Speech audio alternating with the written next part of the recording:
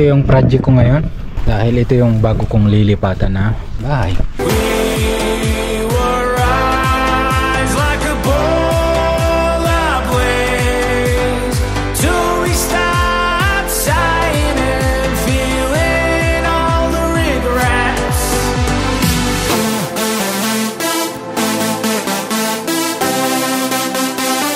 Hanggang alas 2 na pala guys. Yan o. Kain muna tayo. Kaya pala ginugutom na ako eh. Alas 2 na pala. Kain tayo guys. Yung ulam ko nga pala ngayon ay ginataang hipon. Naghanap ako sa likuran at ito nga ang nakita ko, mga bricks. Ito yung ginawa kong mga paa para umangat ang ating higaan.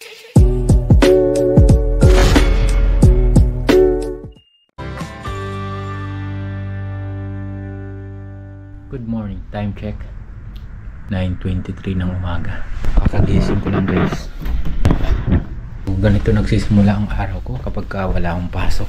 Pagkagising ko nga ay nagpainit na ako ng tubig. Kopi ko 3-in-1 lang ang pamalakas ang kape dito guys. Way back 2016, ito lagi yung iniinom kong kape guys sa tuwing bumibiyaya ko ng angkas pang gabi. Grabe, sobrang lakas ng tama nito sa akin. Hindi talaga ako nakakatulog sa biyahe kaya malakas tayo bumiyahe noon. Pagkatapos kong humigop ng mainit na kape, ay isinalang ko naman ang aking mga maduduming damit sa washing machine. Kung mapapansin nyo guys, medyo marami ang labahin ko ngayon kasi once a week lang ako maglaba dito sa Australia guys. Pagkatapos kong pindutin ang play button, ayan, nilagyan ko na napakaraming sabon para naman mas mabango ang damit natin. Pagkatapos kong may salang ang aking mga damit, isinunod ko naman ang pag-ahit sa aking bigote kasi medyo mahaba na guys. Whenever you're around, all the smoke and mirrors around my face. Whenever you approach me from behind, I don't wanna lie. Mainit na.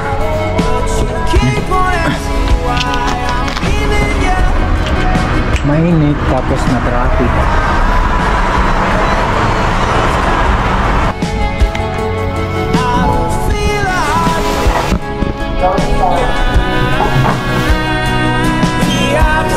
Level 3 lang yung parking place ko na elevator. Dahil yung mga nakatira dito, karamihan na talaga.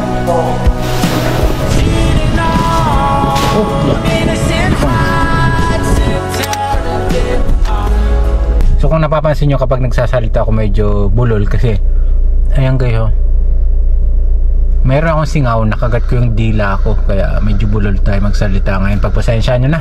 So ngayon ay pupunta na tayo sa bintahan ng mga bote dito guys. Medyo malapit lang naman, 10 to 15 minutes drive lang. I wonder how you enrapture me when you're around. Oh, how you turn me upside down when it's proper time. You say it's stupid, she turns you blue all the time. Oh no, baby, I'd say they're just colorblind. What you do is paint me pine green with your touch. There is blue in me, but it's all so green. You burn me and it goes like, burn me and it goes like. A few moments later. Finally, tapos na tayo magbenta guys. So dito kasi kapag ka nagbenta ka, pwede siyang voucher tapos i-refund mo sa Woolworths, or di kaya pwede mong i-scan gamit yung cellphone mo, gamit yung apps. So ako, ginamit ko yung apps, ito lang. Scan mo lang yung barcode, automatic dito na magta-transfer kung magkano yung amount na binenta mo ng mga bote. Pagka nagbenta ka ngayon, bukas pa papasok sa account mo yung binenta mo ngayon. Nasa 20 plus din, di ba? Sino ba magbibigay sa iyo ng ganong amount, di ba? Wala. Dahil dito lahat pinaghihirapan. So ayan, ipon ka lang ng mga bote, after ilang linggo makakapagbenta ka, pera na, di ba? So ngayon pupunta na tayo sa ating final destination, ang ating lilipatan na bahay. Para mas makatipid tayo, kailangan nating lumipat. Guys, andito na tayo sa ating final destination. Ito ay ang garage. Ayan na. Ito yung project ko ngayon. Dahil ito yung bago kong lilipatan na bahay. Tingnan natin. Budget meal lang to guys. Kita ko na to nung nakaraan. Sabi ko okay naman siya. Medyo maliit nga lang pero pwede na para makatipid tayo. Buksan natin to.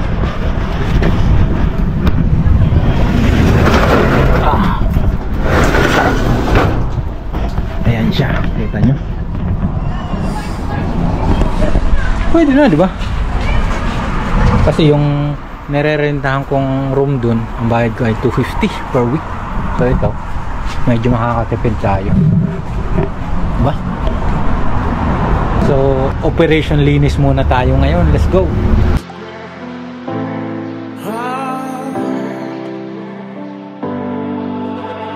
Darkness crawling in the night of our dreams.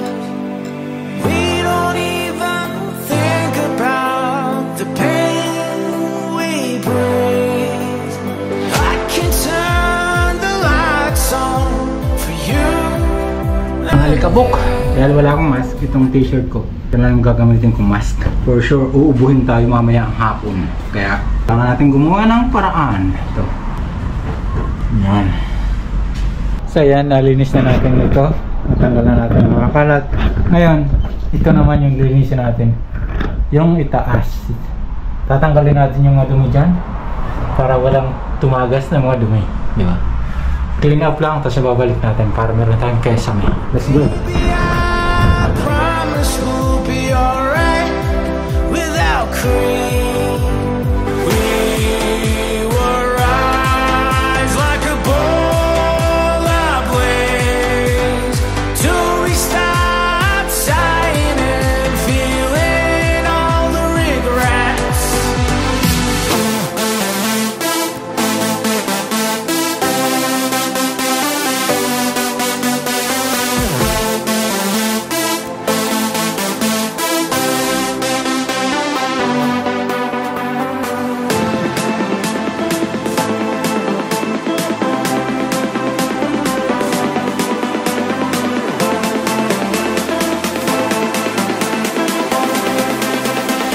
Ayan guys, natanggal ko na yung kesame. Grabe, sobrang dumi. Ayan na. Wala siyang tagas eh. Ito. Ayan guys, makikita nyo sobrang laki ng butas ng bubong. At hindi lang isang butas ang nakita ko guys, kundi marami sila. Kaya kapag umuulan, tagas-tagas talaga ang bubong. Kaya ang bagsak ng ulan ay sa mga kisaming inilagay nila. Kung mapapansin nyo tong pintuan na ginawa nilang kisame guys, ayan, sobrang bulok na kasi kapag umuulan, dyan bumabagsak ang tubig ulan. Grabe guys, oh, bulok na talaga. Sayang tong pintuan na to. Ang ganda pa naman sana nito. Kaya lang ginawa nilang kisame. Ayan, sayang. Tulad ng ex mo, hindi na mapakinabangan. Pansinin nyo guys, ang garaheng ito ay matagal nang hindi ginagamit. Kaya naman ang halamang gubat ay umakyat na sa bubong. Kaya andito ako ngayon para ayusin, linisin ang garaheng ito at nang sa muli ay magkaroon ng buhay.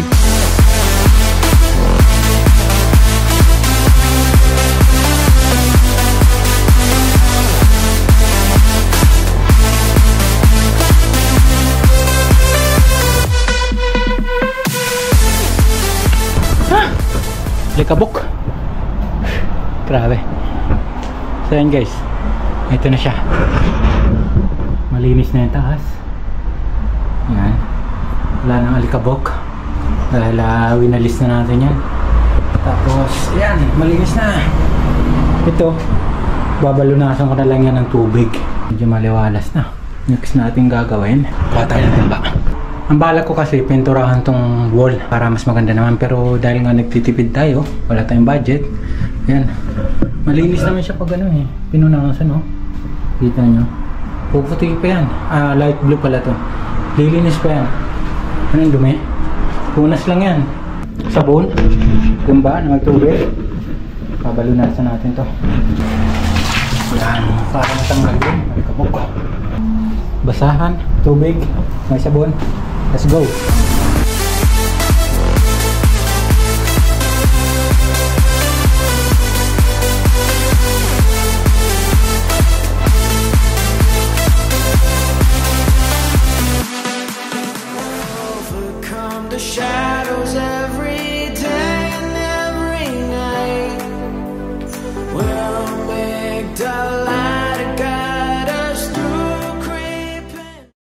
So yun guys, tapos na natin yung loob. Malinis na. Pero yan, pupunasan ko po ulit yan kasi unang punas pa lang yan. Pero kita nyo naman, malinis na. Yung sahig, nabalunasan ko na rin yan, sinabon, tapos ilang banlaw, balis para matanggal yung alikabok. Tibay ito guys, makapal itong ano. Oh, kita nyo yan, kapal. Kapal ito. Ito yung likod labas niya. Tapos may wool, may ano pa dito, dingding. Talagang makapal. Yung next project natin, yung pintuan, papalitan natin yan para maging secure, malagyan natin ng lock. So yun, pahinga muna tayo saglit kasi nakakapagod maglinis. A few moments later. Wala akong gamit na metro. Ito, pwede na ito. Kahoy. Gamitin natin panukat.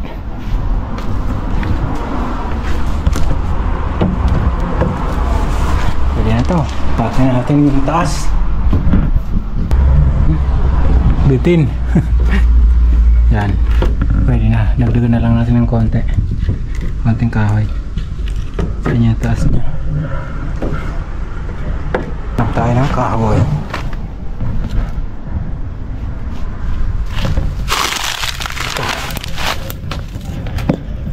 Ito pa yung next project guys. Tatanggalin ko yan kasi nasa gilid ng aking munting magiging tahanan. Kahoy lang.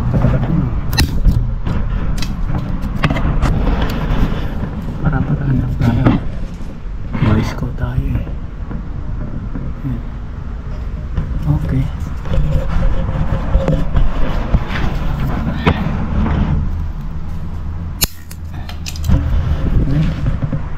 Sakto na ba? Sakto. Oh, di ba? All goods.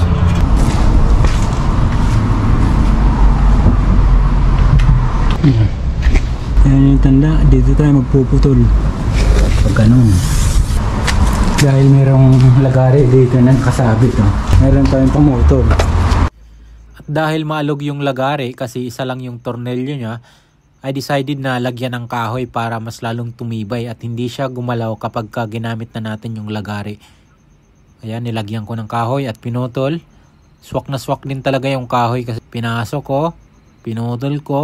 Enjoy, walang the place when the night has come. Oh yeah, at pinatay ang ilaw. Pagkatapos ko nga guys masukat ang haba ng pintuan ay dali-dali ko nang nilagay ang pintuan na aking puputulan. So dahil kulang nga tayo sa kagamitan, gumawa na naman tayo ng paraan.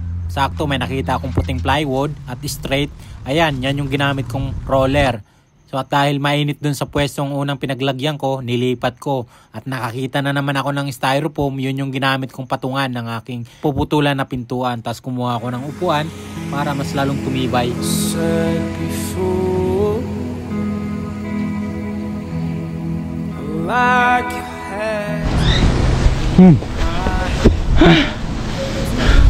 Pagod. Tapos na natin malagari guys. Tingnan nyo yung laman. Nilalagyan lang pala nila ng palaman ng karton-karton para tumibay.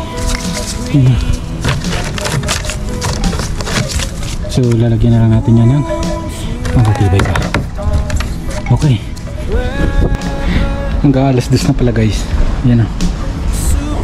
Kain muna tayo. Kaya pala ginugutom na ako eh. Alas 2 na pala. Kain tayo guys. Yung ulam ko nga pala ngayon ay ganito ang hipon.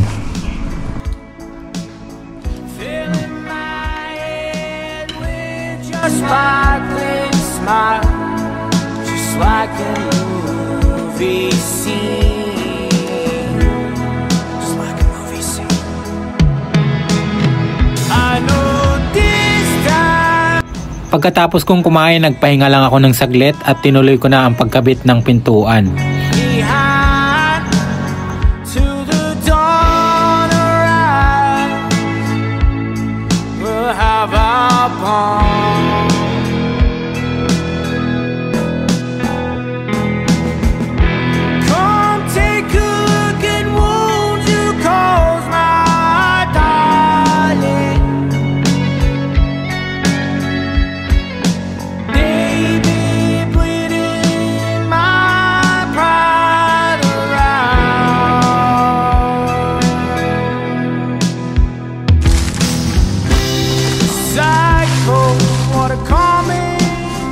Pagkatapos kong may lagay ang pinto at matanggal yung lumang doorknob ay naghanap naman ako dito sa likod ng garahe nang pwede nakin mapakinabangan. Medyo madumi nga lang dito sa likod, maraming tambak ng basura.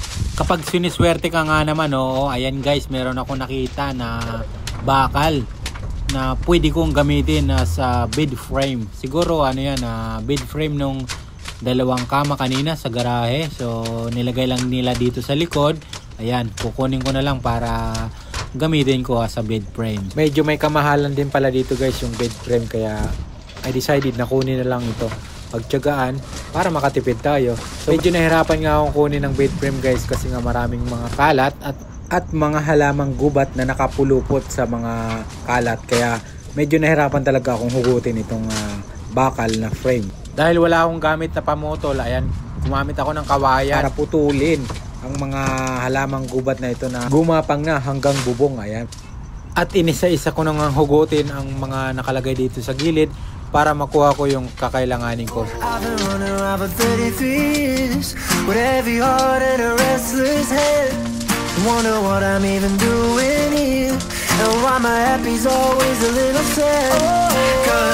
At dahil matagal nang nakatambak itong bed frame sa likuran, ayan, kinapitan na siya ng mga dumi. Kaya kumuha ako ng timba na may tubig at pinunasan siya para naman malinis bago natin gamitin.